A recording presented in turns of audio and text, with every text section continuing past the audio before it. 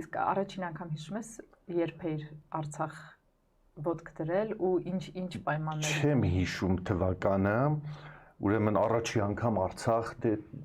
կարդացել եմ, sense մտել ենք Արցախը, չեմ կարող ասեմ բառերը չկա,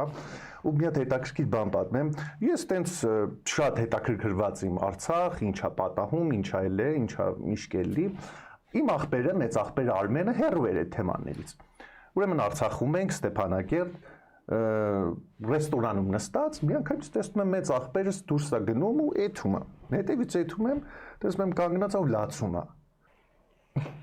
Ասում Արմեն, ինչ կա, ասում ափեր, իմ մեջ ինչ է պատահում։ Ու տենց եկեք փոխենք հարց։ Ես համաձայն եմ, որ ուժը զգում ես դու։ Հա, Արցախ, որ ես առաջի անգամ ներս եմ մտել, չկա բացատրություն չկա։ Ես այդ նույնը զգում էի ամեն անգամ, երբ անցնում էի Սևանով, գնում էի Քարվաճառով, ու հենց այդ Քարվաճառի հատվածին հասնում էի, մի հատ ազատության ուրիշ զգացում ունեի, հարազատության։ Բան որ հենց Պարսկաստանից սահմանից անցնում եմ, ավտով հասնում եմ Հայաստան, լրիվ երկնքի գույնն է փոխվում, ամեն ինչը փոխվում է, նույնն էլ երբ որ մտնում եմ Արցախ, լրիվ իմն էր։